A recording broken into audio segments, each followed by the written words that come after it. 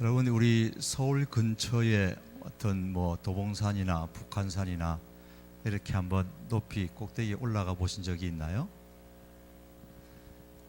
요즘 분들은 산에 별로 올라가는 거 별로 안 좋아하더라고요. 힘든데 뭐하러 올라가 그래. 내려올 건데. 그래서 올라가지 않는. 그래서 어디 갈 때에 등산 가자 그러면 청년들이 별로 안 좋아하더라고요. 요즘은 안 좋아해요. 여러분, 이 도시 근처에 있는 산에 이렇게 높이 올라가 보면 집들이, 이 빌딩들도 그렇고요, 자그마한 성냥갑처럼 보입니다. 남산은 낮아가지고 올라가 봐야 큰 빌딩들이 그대로 보이지만, 높은 산에 올라가 보면 차들도 사람들도 보면 아주 작은 점처럼, 성냥개비처럼 그렇게 보입니다. 그런 걸 보면요, 여러 가지 생각을 참 많이 합니다. 이렇게 작은 건데 살면서 내가 참 얻으려고 아둥바둥거리고 또 취하려고 그렇게 노력하는 것들이 여기서 보니까 이 작은 것들인데, 저거 좀 더 갖겠다고 아웅다웅하고, 또 더 가졌다고 우쭐하고, 또 남보다 덜 가졌다고 마음 아파하고 고민하고 슬퍼하고, 자, 그런 삶은 살지 않았으면 좋겠다라는 것을 이게 좀 이렇게 산에 올라가서 이렇게 성냥개비만한 집들이나 점처럼 보이는 사람들을 보면서 생각할 때가 있습니다. 마치 도인이 된 것 같죠. 가끔 산에 올라가면 그런 걸 보면 좋아요. 생각을 다시 한번 하게 합니다. 믿음이라는 것은 세상 것들에 대해서 좀 초연해지는 거예요. 믿음이 있으면 세상 것들에 대해서 좀 초연해지고, 세상의 것들을 가지고 다른 사람들과 비교하면서 우쭐해하거나 마음 아파하는 그런 출렁거리는 마음으로부터 벗어나는 그런 과정들을 이 땅에서 믿음으로 산다, 그렇게 말하는 겁니다. 왜 그렇게 해요? 예수님 때문에 그런 거죠. 그러나 실제 상황은, 저나 여러분들이나 우리의 실제 상황을 보면 이렇지 않는 경우가 참 많습니다. 신앙생활이 오히려 세상의 것들을, 세상적인 것들을 더 갖기 위한 하나의 방편으로 전락되는 느낌이 들 때가 종종 있습니다. 만일 믿음이라는 것이 세상의 것을 더 갖기 위한 하나의 방편이 되어 버린다면, 여러분, 믿음 생활 하더라도 우리는 여전히 불안하고 여전히 슬프고 여전히 고통스러운 일들이 떠나지 않고 계속 반복될 겁니다. 그러면서 내 신앙생활이 왜 이래? 그렇게 스스로 좌절하게 되죠. 유혹에 가장 잘 넘어지는 그리스도인이 어떤 사람이냐? 교회를 다니면서도 가장 고민 많이 하고 갈등하는 사람이 어떤 사람이냐 하면, 믿음을 세상의 것을 더 가지기 위한 방편으로 여기는 사람입니다. 믿는 목적이 세상에서 좀 더 편하게 살기 위한 것이라고 생각하는 사람들에게는 돌이 밥이 되게 해주고, 더 이상 병이 나지 않고 상처 입지 않고 사건 사고 터지지 않고 세상의 물질을 더 많이 갖게 해주겠다는 그런 유혹이 올 때는 넘어가지 않을 사람이 거의 없을 겁니다. 반면에 믿음을 주님 때문에 세상적인 것들을 하나하나 벗어버리는 과정으로 여기는 사람에게는 이런 유혹이 와도 그렇게 쉽게 흔들리지 않게 될 거예요. 왜냐하면 애당초 믿는 목적이 그런 것들이 아니기 때문에 그렇습니다. 자, 여러분이 예수님을 믿어요. 믿는 목적이 뭐예요? 가라니까 가죠. 아버지가 엄마가 교회 가라니까 가죠. 이제는 아니어야 돼요. 적어도 우리가 청년들이면 그 수준은 넘어서서 내가 도대체 왜 믿느냐, 내가 왜 교회를 매주일마다 꼬박꼬박 가느냐, 믿는 목적이 도대체 뭐냐는 정도는 우리가 고민을 해야죠. 믿는 목적이, 그래, 믿으면 하나님이 도와주셔서 좋은 직장 얻을지도 몰라. 믿으면 멋진 남자 만나고 멋진 여성 만나갖고 내가 결혼 잘할 수 있을지 몰라.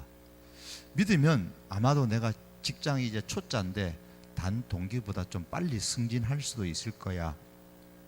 믿으면 내가 지금 처음 시작하는 내 사업인데, 내 장사인데 좀 돈 많이 벌 수 있을 거야. 그런 것이 목적입니까? 그런 게 목적이 아닙니까? 그런 것이 목적이 아니라면 왜 졸업하고 대학 진학 못했다고, 또 안 좋은 대학 갔다고, 과가 마음에 안 든다고 왜 교회 안 나옵니까? 믿는 목적이 그게 아닌데. 결혼하지 못했다고 교회를 떠나고, 장사하다가 사업하다가 실패했다고 왜 교회를 떠납니까? 믿는 목적이, 교회를 다니는 목적이 그게 아닌데 왜 그것과 결부시켜서 내 하는 일들이 내 계획대로 안 되면 왜 교회를 떠나고 믿음을 버리는 일들이 우리 가운데 있느냐라는 말입니다. 그와 같은 일들이 일어난다는 말은 믿음의 목적이 그런 것들이었다라는 것을 부인하지 못하게 만드는 행동들이에요. 너 교회 안 나오냐? 취업 안 됐어요. 너 왜 교회 안 나오냐? 결혼하고 싶은데 결혼이 잘 안 됐어요. 믿는 목적이, 교회를 다니는 목적이 그게 아니잖아요. 여러분, 믿음은 세상의 것을 하나라도 더 얻으려는 방편이 아닙니다. 세상적인 것들을 하나라도 더 벗어버리고 하나님을 섬기려는 과정, 이게 바로 믿음의 과정이에요. 젊으니까 우리는 처음부터 예수님을 믿는 목적을 분명히 해야 됩니다. 그래야 바른 믿음 위에 건강한 인생을 세워갈 수가 있습니다. 오늘 본문은 예수님께서 사단으로부터 시험을 받으시는 내용이죠. 이 말씀을 기록한 목적은 사람들에게 도대체 믿음이라는 게 무엇인가를 말씀해 주기 위한 거예요. 믿음이 도대체 뭐냐라는. 예수님께서 받으신 첫 번째 시험을 보시면 돌이 떡이 되게 하라는 것이죠. 3절에 시험하는 자가 예수께 나와서 이르되 내가 만일 하나님의 아들이거든 명하여 이 돌들로 떡덩이가 되게 하라. 사람에게 꼭 있어야 할 것이 무엇입니까? 사단은 이렇게 말합니다. 밥이 있어야 한다. 밥을 굶으면 배가 고프고 그래도 더 굶으면 죽는다. 그러니까 사람이 사는 데는 밥이 우선이다. 수단과 방법을 가리지 말고 밥이 될 만한 것은 어떻게 해서든지 확보해야 한다라고 지금 말하고 있는 겁니다. 광야 어디에 밥이 있겠습니까? 밥이 없잖아요. 그러니까 너는 하나님의 아들이니까 돌은 많지 않느냐? 이 돌을 떡이 되게 만들어 가지고 너의 밥 문제를 지금 해결하라, 그렇게 얘기하는 거죠. 결혼할 나이에 쯤 된 우리 여러분 청년들하고 부모들하고 종종 이스름 할 때가 있어요. 부모들은 말합니다. 사랑이 밥 먹여주냐? 내가 지금 사랑에 눈이 멀어서 그렇지 결혼해서 살아봐라. 사랑 먹고 사는 거 아니고 밥 먹고 사는 거다. 결혼은 현실이다. 사랑 타령만 하지 말고 현실을 잘 보고 선택해라. 그러면 청년들은 뭐라 그럽니까? 부모님께 그럽니다. 아니 사람이 어떻게 밥만 먹고 살아요? 사람이 사랑 없이 밥만 먹으면 한 집에 살면 그게 짐승이지 그게 무슨 사람이에요? 그런 얘기를 합니다. 저는 개인적으로 부모님들의 말을 이해를 합니다. 그러면서도 우리 청년들의 자녀들의 말에 동조를 합니다. 문제는 그렇게 밥이 없어도 사랑만 있으면 된다고 우기지만은 주장을 하지만 그 사랑이 변하지 말아야 될 사랑인데 문제는 시간이 지나면 좀 변하는 데 문제가 있죠. 사람들은 사람이 무엇으로 사느냐라는 데 관심이 있어요. 굉장히 중요한 문제입니다. 그런데 많은 사람들은 일단 밥 문제가 해결되어야 살 수 있다라고 말합니다. 그러니까 무엇보다도 밥을 해결하는 것이 삶의 우선이다. 이게 삶의 본질이라고 일반적으로 생각을 합니다. 여러분들은 어떤지 모르겠어요. 이런 사람이 세상을 사는 것은 결국 어떤 밥을 먹을 것이냐의 싸움이에요.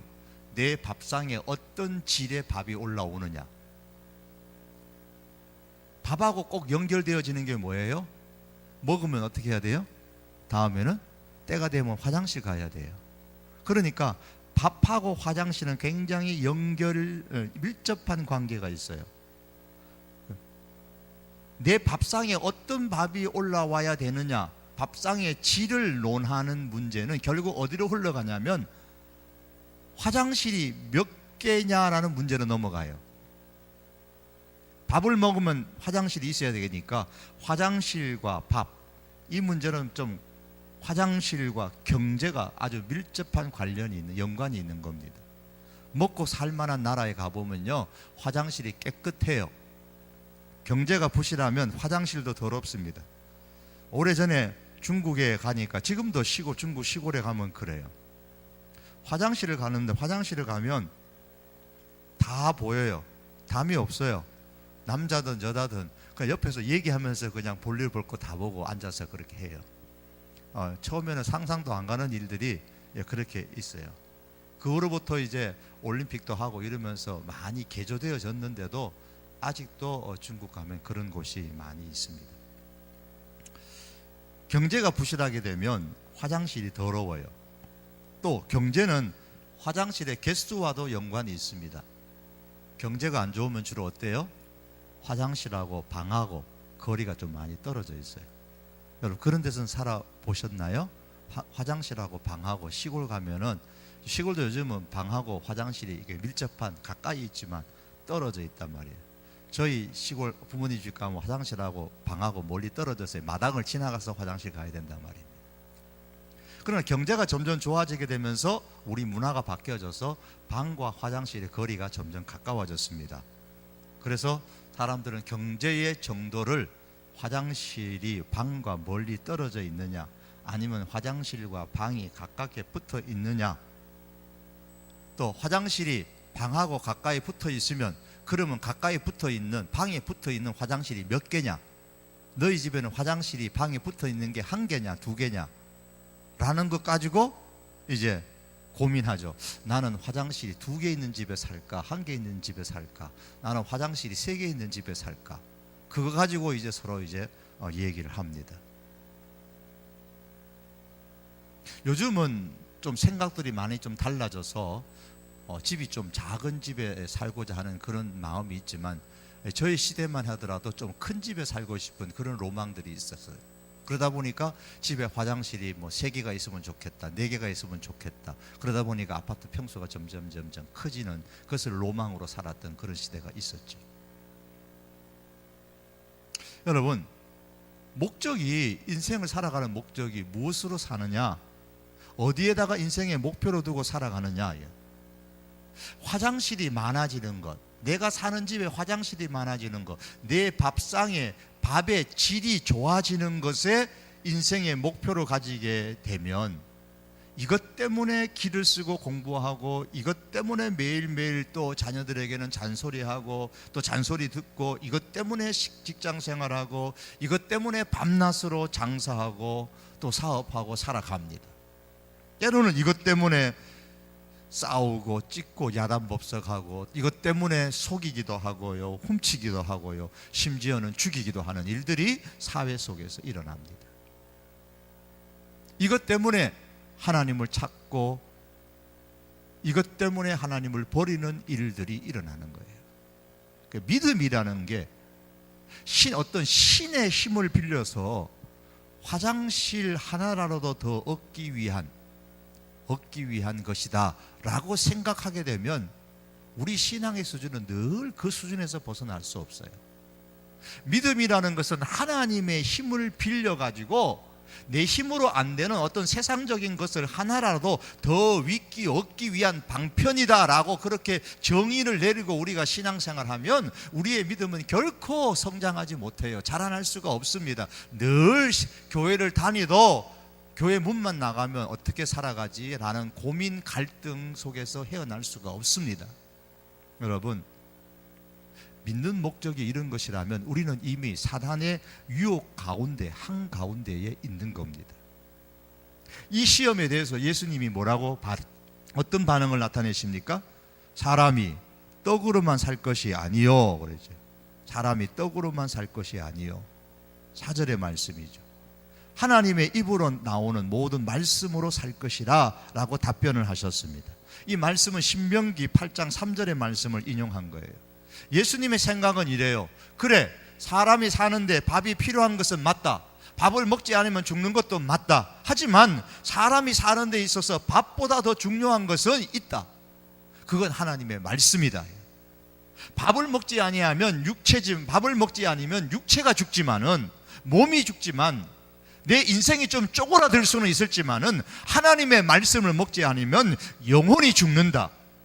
육체가 죽어도 천국에 갈 수는 있지만은 영혼이 죽으면 천국에 가지 못한다. 그러니 무엇이 더 중요한 줄 알고 살아야 된다라고 말씀하고 있는 겁니다. 예수님의 말씀은 단지 떡의 믿음을 하나 더 얻는 것이 아닙니다. 사람의 본질, 인생의 본질을 지금 믿음에 두고 있습니다. 말씀에 두고 있는 겁니다. 바늘 가는데 실 가는 것처럼 말씀이 가면 그곳에 밥이 있어요. 그거는 성경적입니다. 왜냐하면 예수님께서 마태복음 6장 33절 말씀에서 앞에서는 여러 가지 무엇을 먹을까 고민하느냐, 무엇을 입을까 고민하느냐, 이런 문제를 막 언급하시면서 마태복음 6장 33절에 가면 너희는 먼저 그의 나라와 그의 의를 구하라. 말씀의 문제를 먼저 구하면, 그리하면 이 모든 것, 먹는 문제, 입는 문제, 즉 밥의 문제를 너희에게 더 하시리라. 그렇게 예수님이 결론을 내리셨습니다. 그러니까 밥 가는데 말씀이 안 가요. 밥을 우선시하는 곳에는 말씀이 안 갑니다. 그러나 밥을 사람의 본질로 여기고 인생의 본질로 여기는 사람에게는 말씀이 따라오지 않습니다. 오히려 사단의 유혹에 빠져들게 됩니다. 말씀이 가면 거기에 밥이 따라오게 됩니다. 그게 우리가 생활하는 게 힘들어요. 밥이 우선인가, 말씀이 우선인가, 취업이 우선인가, 신앙이 우선인가, 승진이 우선인가, 믿음이 우선인가 고민하잖아요. 이제 졸업을 앞두고서는 취업이 우선이냐 믿음이 우선이냐로 고민합니다. 취업을 하게 되면 이제 동기들과의 관계 속에서 내가 빨리 고속으로 승진하는 게 우선이냐 아니면 믿음을 지키는 게 우선이냐로 고민합니다. 사업을 우리가 새롭게 시작했으면 내 사업에 번성하는 게 우선이냐 믿음을 지키는 것이 우선인가. 반복되어지는 이 시험, 이 유혹에서 나는 떡으로만 살 것이 아니요 하나님의 입으로 나오는 모든 말씀으로 살 것이다 라는 이런 고백과 이 삶이 있으라고 지금 예수님께서 반응하고 계시는 겁니다. 두 번째 시험이 예수님을 성전 꼭대기로 데리고 가서 만일 내가 하나님의 아들이면 그 성전 꼭대기에서 뛰어내리라 라는 문제죠. 밥이 아니라 말씀이 사람의 본질이고 삶의 본질이라 예수님께서 첫 번째의 정의를 그렇게 내리셨습니다. 그러니까 취업과 믿음의 문제에서 무엇이 우선이냐 할 때에 믿음을 우선으로 해라. 승진이냐 신앙이냐 갈등이 나면은 신앙을 우선으로 해라 라고 예수님이 하시는 말씀이 바로 4절의 말씀이에요. 그러니까 사단이 이렇게 유혹하는 겁니다. 그럼 정말 말씀에 따라서 살면 세상에서 살 수 있느냐라고 질문하는 거예요. 결혼이 우선이냐 믿음이 우선이냐, 취업이 우선이냐 신앙이 우선이냐. 신앙이 우선이다, 믿음이 우선이다. 그럼 목사님이니까 그런 말 하시지만은 정말 결혼보다도 신앙이 우선이고 취업보다도 신앙이 우선이고 승진보다도 믿음이 우선이면 정말 세상을 살 수 있습니까? 정말 세상을 살 수 있는 겁니까? 지금 이 질문을 지금 사단이 하는 거예요. 여러분 어떻게 생각하십니까?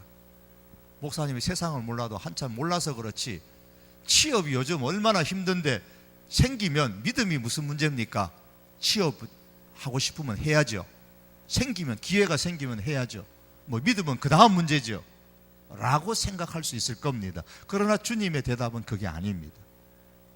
정말 하나님의 말씀에 따라 살면, 말씀을 인생의 본질로 삼고 살면은 세상에서 살 수가 있는 겁니까?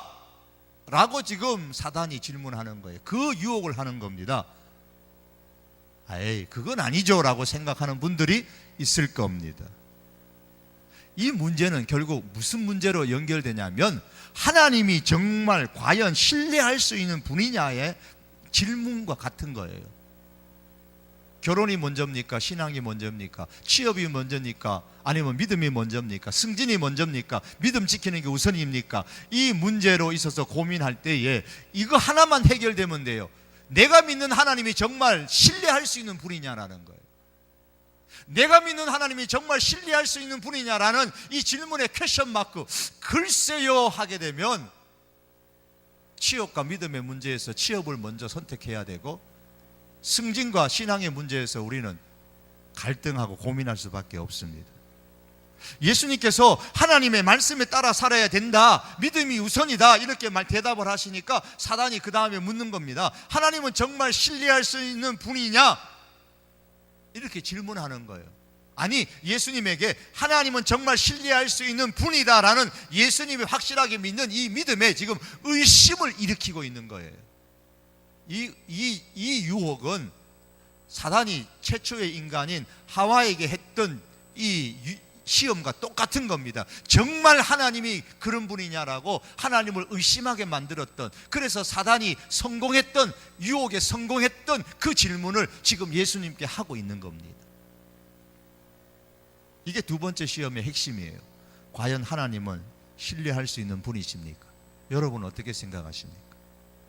정말 그렇다면, 정말 하나님은 내 인생에 있어서 신뢰할 수 있는 분이시라면 우리는 충분히 밥보다 하나님의 말씀을, 취업보다는 믿음을, 승진보다는 신앙을 우선으로 삼고 살아갈 용기가 생길 것입니다.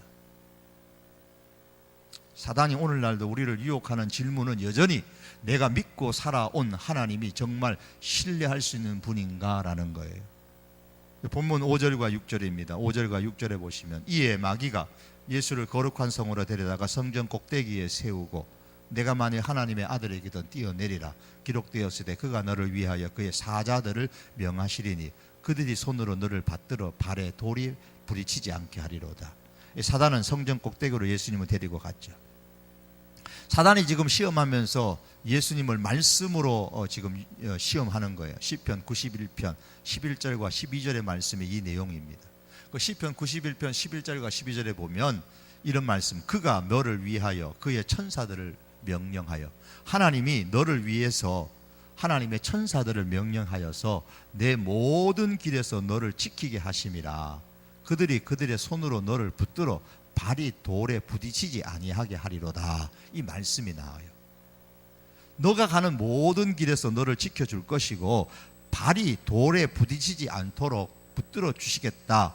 예, 이 말씀은 맞는 말씀입니다. 그런데 그 말씀, 시편의 말씀에는 성경 어딘 곳에서도 높은 곳에서 너가 일부러 떨어져도 하나님께서 상하지 않도록 너를 지켜줄 것이다 라는 이 말씀은 하시지 않으셨어요. 사단은 지금 그럴듯하게 말씀을 가지고 우리들에게 다가와서 이 말씀을 살짝 바꾸어서 또 말씀의 적용을 바꾸어 가지고 잘못되게 우리를 유혹하는 겁니다. 예수님을 속여서 잘못 행동하도록 하기 위해서 말씀을 지금 엉터리로 적용해서 예수님을 유혹하고 있는 것이죠.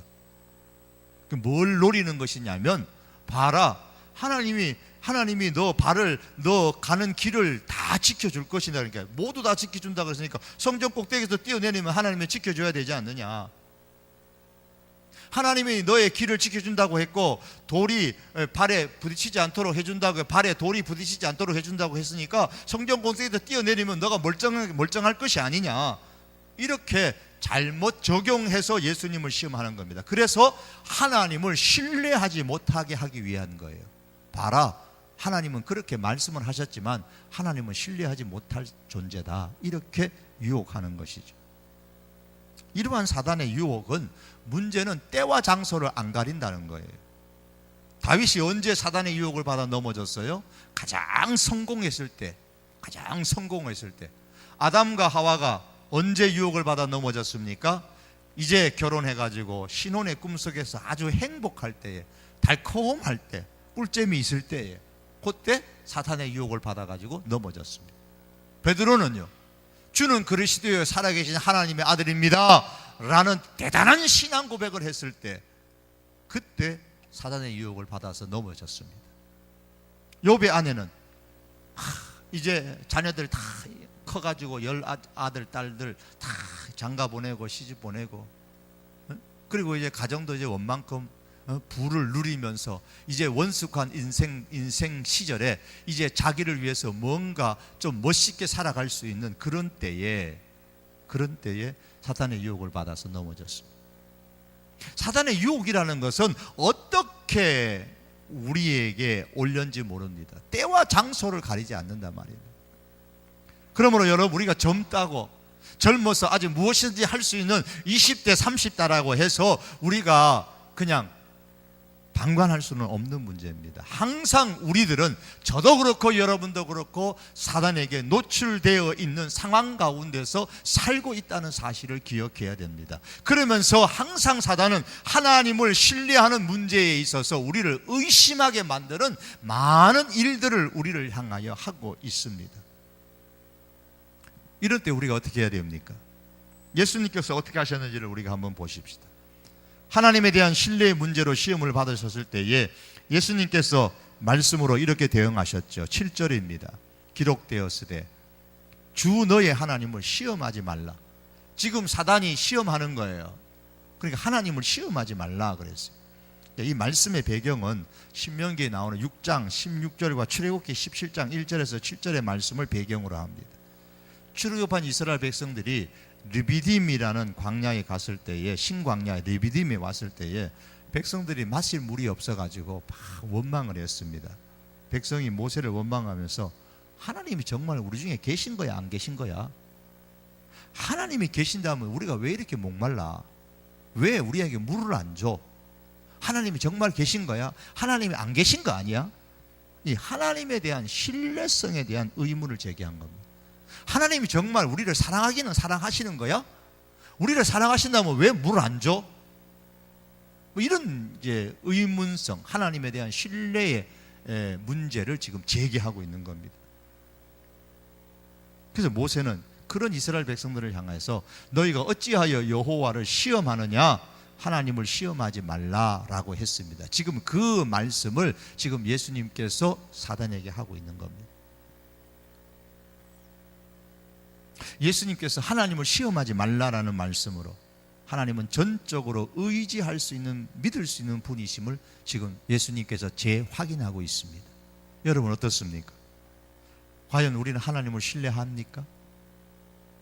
다시 한번 신뢰의 근원부터 한번 정리해 보십시다. 하나님을 신뢰한다면 왜 신뢰합니까? 잘 되게 해주기 때문에 신뢰합니까? 내 생각대로 내 계획대로 일이 잘 되기 때문에 하나님을 신뢰하십니까? 만약에 그렇게 안 되고 삐끗 어긋났을 경우에는 어떻습니까?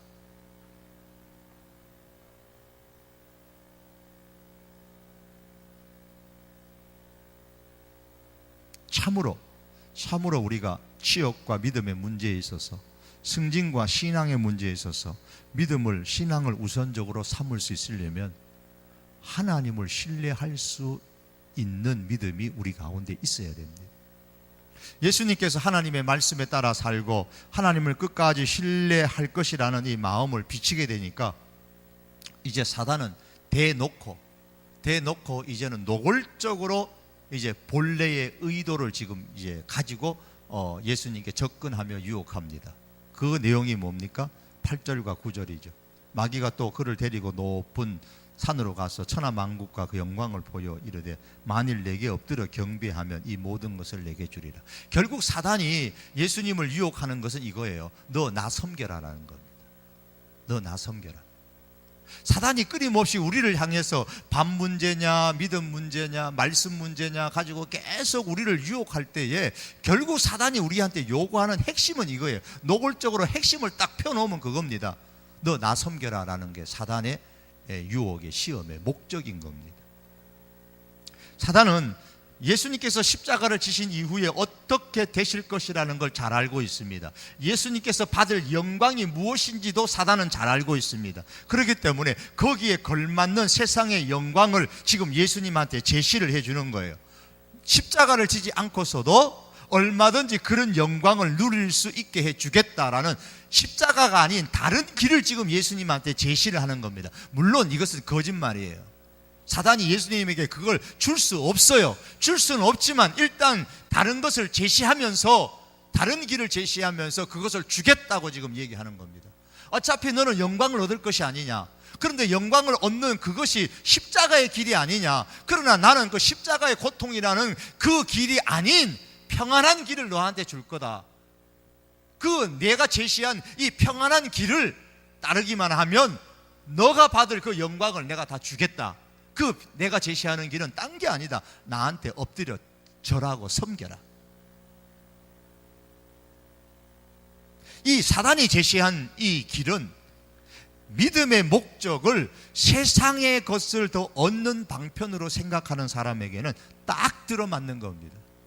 10중8구 들어맞아서 사단의 유혹에 넘어가게 되어 있습니다. 조건이라는 것은 별 어려운 게 없어요. 다만 사단에게 엎드려 경배하면 됩니다. 사단에게 엎드려 경배한다는 말은 바꿔 말하면 교회 안 나가면 되고요, 예수님 믿는 거 그냥 포기하면 된다, 그 말입니다. 쉽잖아요. 하나님의 말씀에 따라 십자가를 지는 것보다 엎드려 경배하는 것이 인간적으로 보면 얼마나 쉬운 일인지 모릅니다. 사단이 여전히 오늘도 우리들에게 쉽게 세상의 영화를 얻을 수 있는 길을 제시합니다. 교회 안 다닌다면 내가 너 대단하게 해줄게. 직장도 얻게 해줄 것이고, 너 직장 때문에 고민하지, 승진 때문에 고민하지, 결혼 때문에 고민하지, 결혼하고 집 문제 때문에 고민하지, 사회 속에서 이제 너 자리도 굳혀야 되겠고 고민이 많지, 그거 내가 다 해줄게. 항상 그런 고민 갖고 있는데 그거 다 해줄게. 그 대신에 너 교회 가지 말고, 그 대신에 너 예수님 믿지 말고 내게 엎드려서 나를 섬겨라 라고 말한다고 할 때에, 믿음을 단지 세상적인 것을 더 얻기 위한 방편으로 생각하는 사람은, 그래 어차피 내가 교회 가고 어차피 내가 예수님을 믿는다, 이 믿음이라는 거 세상 것 하나 더 얻으려고 내가 믿는 건데, 뭐 세상 것 더 준다는데 내가 구태여 뭐 이 믿음 지킬 필요가 뭐 있느냐, 그렇게 생각하겠죠. 그래서 믿음이라는 것을 세상의 것을 하나 더 얻기 위한 것으로, 방편으로만 생각하는, 이 믿음의 목적을 세상의 것을 하나 더 얻기 위한, 쉽게 얻기 위한 방편으로 생각하면 언제든지 우리는 넘어질 가능성이 있는 존재들입니다. 천하만국도 주고 영광도 주고 물질도 주고 다 보장해 주겠다는데 뭐 이까지 교회 생활이야, 이까지 신앙생활이야 좀 버리면 어떠냐. 따지고 보면 교회 오는 것도, 신앙을 갖고 있는 것도 내가 잘 되고 잘 살려고 하는 건데, 잘 살려고 교회 다니고 잘 살려고 내가 예수님 믿는 건데, 어차피 마귀가 이거 다 해준다면 뭐 그렇게 하지 라고 쉽게 생각할 수 있다는 겁니다. 여러분, 어떻게 하든 성공만 하면 된다고 생각하십니까? 때로는 신앙을 버리고서라도 내가 잘 되기만 한다면, 잘 살기만 한다면 인생 제대로 된 것이다 라고 만족하시겠습니까? 여러분, 예수님이 이런 말씀하셨죠. 몸은 죽여도 영혼을 능히 죽이지 못하는 자들을 두려워하지 말고 오직 몸과 영혼을 능히 지옥에 멸할 수 있는 이를 두려워하라 그랬습니다. 무엇을 더 두려워하십니까? 직장 잃는 것이 더 두렵습니까? 믿음 잃는 게 더 두렵습니까? 결혼 못하는 게 더 두렵습니까? 믿음 잃는 것이 더 두렵습니까? 그리스도인으로서 우리가 정말 두려워해야 될 것은 내가 세상의 것을 더 많이 갖지 못했다는 사실이 있는 게 아닙니다. 하나님을 제대로 믿지 못하는 것에 우리의 두려움이 있어야 되는 겁니다. 왜냐하면 주님 말씀처럼 믿음이 없으면 몸과 뿐만 아니라 영혼이 지옥에 떨어지기 때문입니다. 그의 인생의 끝은 결국 실패자가 되기 때문입니다. 사단에 대해서 예수님께서 말씀하죠. 10절에 사단아 물러가라 기록되었으되 주 너희 하나님께 경배하고 다만 그를 섬기라. 아주 정반대잖아요. 사단은 내 앞에 엎드려서 나를 섬겨라, 경배하고 나를 섬겨라. 그러나 예수님은 에이 꺼져 너 하나님 경배하고 하나님만 섬기라. 나는 하나님만 경배하고 하나님만 섬기겠다라는 주님의 결단입니다. 이것은 신명기 34장의 1절에서 4절에 나오는 그 내용을 지금 인용하고 있는 말씀입니다. 모세가 모압 평지에서 느보산 위에서 봉우리 꼭대기에 올라가 가지고 하나님께서 모세에게 보여주시는 약속의 땅, 가나안 땅을 다 보여주셨습니다. 그리고 약속의 땅에 부여함으로 인하여서 이스라엘 백성의 믿음이 변질되어서 하나님을 잊어버리고 다른 신들을 경배하지 않도록 특별히 이스라엘 백성들에게 당부하는 말씀이 이 말씀이에요. 이 백성이 가나안 땅에 들어가서 삶이 풍요로워지면 하나님을 버릴까 걱정이다 그래요. 그래서 하나님께서 모세를 통해서 특별히 당부하는 겁니다. 모세는 그의 백성들을 향하여 내 하나님을 경외하며 섬겨라. 너희의 삶이 지금보다 나아지더라도, 가나안 땅에 가더라도, 아니 너희의 그 삶의 환경과 상관없이 하나님을 경외하며 하나님을 섬기라라는 말씀이 이 배경의 말씀이에요. 이스라엘 백성들은 사실 이 명령을 어겼죠. 가나안 땅의 풍요로운 삶을 누릴 때에 이 말씀을 버렸어요. 성경은 이 시대를 가르쳐서 무서운 세대라고 말합니다. 디모데후서 3장 1절에서 5절에 보면 이 시대가 참 무서운 때예요. 왜 무서우냐? 이 세상의 사람들이 하나님의 통치 아래 있는 것보다도 사단의 통치 아래 있기를 더 좋아하기 때문에 이 세상이 무서운 세상이라 그랬어요. 하나님을 사랑하지 아니하고 자기 자신을 더 사랑하기 때문이라 그랬어요. 하나님을 사랑하는 것보다 쾌락을 더 사랑하기 때문이라 그랬어요. 결국은 하나님을 버리는 세상이기 때문에 무서운 세상이다. 그렇게 디모데후서 3장은 말씀합니다. 사탄아 물러가라. 주 너희 하나님께 경배하고 다만 그를 섬기라. 예수님께서 이 세상에서 시험 당하실 때에 외치신 말씀입니다. 이것은 믿음이 무엇인가를 말씀하죠. 믿음이라는 것은 세상의 것을 하나 더 얻기 위한 우리의 방편이 아니라, 믿음이라는 것은 하나님만 경배하고 섬기는 것이라.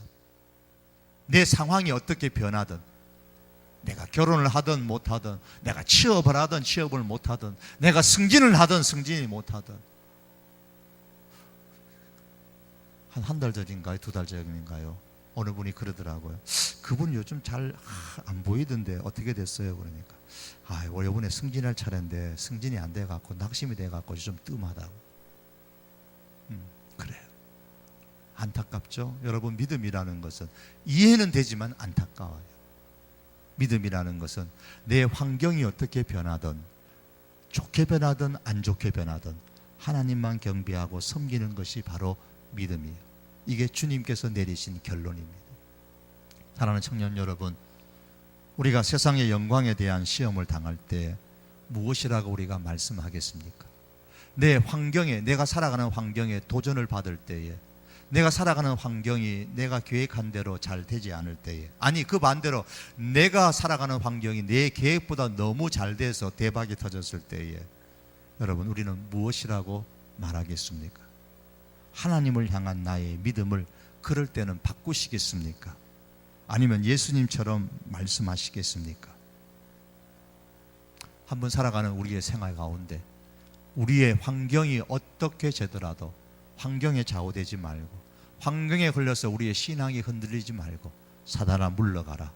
나는 주 하나님만 경배하고 그를 섬기겠노라 라는 이 고백이 저와 여러분, 젊은 여러분의 신앙의 고백이 되어져서 이 고백 위에 여러분의 인생을 건실하게 세워갈 수 있기를 바랍니다. 마지막 말씀이죠. 11절에 이에 마귀는 예수를 떠나고 천사들이 나와서 수종드니라. 믿음으로 마귀의 시험을 이기면 마귀는 떠나갑니다. 그 대신에 천사가 와서 수종든다. 다른 말로 말하면 천국을 경험하는 삶을 이 땅에서도 살 수 있습니다. 이와 같은 인생이 우리 성도교회, 우리 젊은이들의 인생이 될 수 있기를 주님의 이름으로 축복합니다. 기도하시겠습니다. 하나님, 참 많은 유혹과 시험들이 우리 가운데들도 있습니다. 밥의 문제 때문에, 먹고 사는 문제 때문에, 취업의 문제, 공부의 문제, 또 직장의 문제, 승진의 문제, 하나님 자녀를 갖는 문제, 다양한 일들이 우리 가운데 있습니다. 그러나 이것들이 우리 가운데 있을지라도 주님, 이 모든 것보다 우선하는 것이 믿음인 것을, 믿음을 지키는 것인 아버지 하나님 우리가 알게 하셔서 단지 세상적인 것을 더 얻기 위한 방편으로 우리가 믿지 아니하고 주 하나님을 환경과 상관없이 섬기고 경배하는 그런 신실한 하나님의 사람 되어서 저 천국뿐만 아니라 이 땅에서도 하나님이 주시는 천국을 경험하며 살아갈 수 있는 우리 귀한 젊은이들 되게 하시고 이 믿음 위에 인생을 건실하게 세워갈 수 있도록 은혜 베풀어 주시옵소서. 예수님의 이름으로 기도하옵나이다. 아멘.